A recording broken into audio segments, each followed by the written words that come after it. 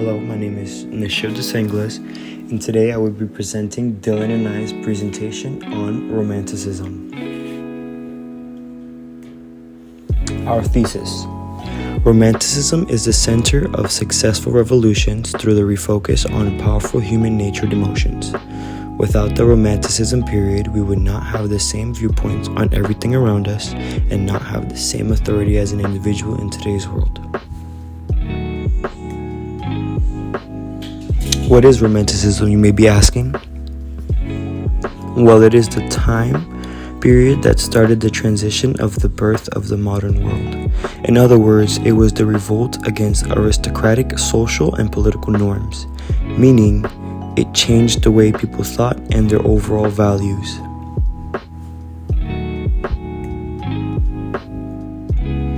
The Romanticism period started around mid-18th century in Western Europe. Of course, it started in Western Europe, but it quickly dispersed around the world.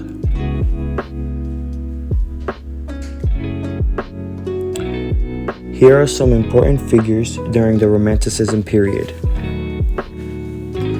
William Wordsworth was born in April 7th, 1770 in the UK, and he died April 23rd, 1850. He was known as the father of English Romanticism due to his new ways of thinking and acute oceanic flow of writing.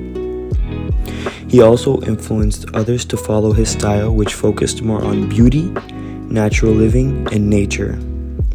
He was well known for his pieces called I Wandered Lonely as a Cloud Living and The Prelude. The second person is William Blake, who was born November 28, 1757 in the UK, and died August 12, 1827. He was a poet and an artist. He was well known for his works called The Lamb, Newton, and Albion Rose. The third person is Edgar Allan Poe. He was born January 19, 1809 in Boston, Massachusetts, and died October 7, 1849. He was an American writer who was well known for To Helen, written in 1831, The Raven, written in 1845, and Annabel Lee, written in 1849.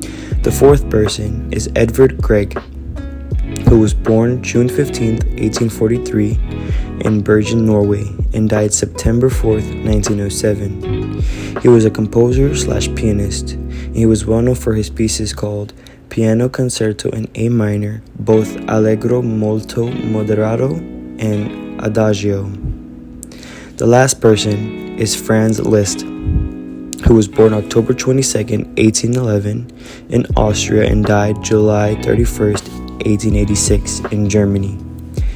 He was a composer/pianist, and he was well known for the Piano Sonata in B minor and Hungarian Rhapsody No. 2. Here are some of the well-known literature pieces during the Romanticism period. The Tiger by William Blake was written in 1794, and it is about God's creation, and it is filled with questions. The second one is Sorrows of Young Werther, written in 1774 by Johann Wolfgang von Goethe, and it is a story of a man's extreme response to unreturned love from a woman he loved dearly. The third one is Don Juan Tenorio, written in 1844 by Jose Zorrilla, and it is a story of two young men wondering who won the bet they made years ago, but it's deeper than that. The last one is Halloween by Robert Burns, written in 1785, and it talks about the life in the country. These are just some of the many famous literature pieces from the Romanticism period. Here are some famous painters from the Romanticism period. The first one in this picture, his name is Eugene Delacroix, and he painted Liberty Leading the People in 1830. And this guy in the middle, his name is Caspar David Friedrich, and in 1818 he painted Wanderer Above the Sea, this one in the middle. And then this last guy on the right, his name is J.M.W. Turner, and in 1838 he painted The Fighting Tamer, which is this one on the right.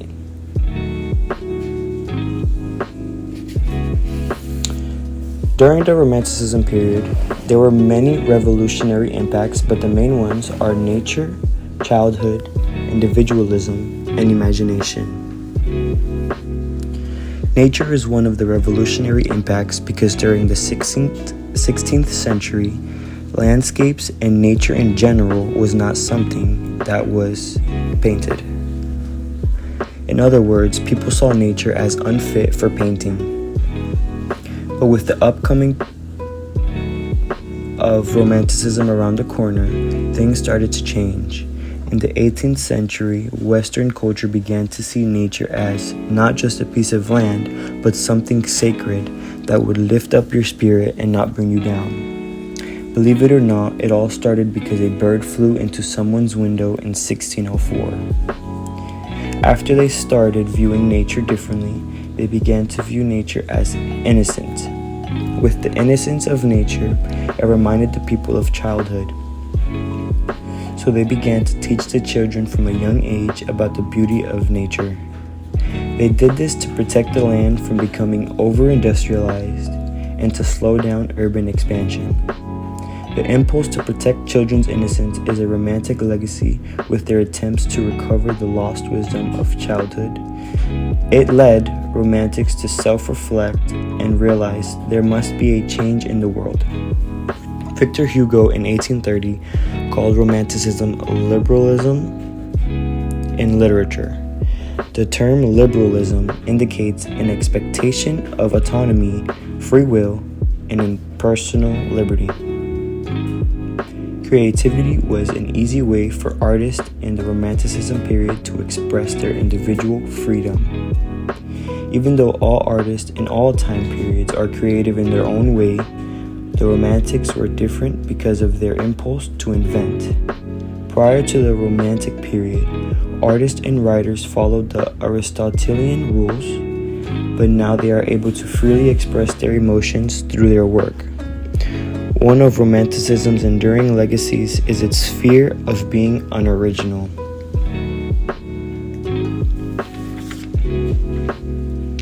This has affected people in our time tremendously. Looking into music, art, film, and social movements of today's society, everyone is unique in their own way and they are able to express their emotions without any restrictions. Also, Romanticism helped unite the world in the sense that people who share the same interests can relate with one another, whether that be through music, art, or film. Another example could be social movements like the Civil Rights Movement, which required nonviolence, and look at the impact Martin Luther King and the activists made through love and striving for unity. Those are just some of the many examples on how Romanticism affected today's society. Now please enjoy this piece of composed music by Franz Liszt called Love Dream.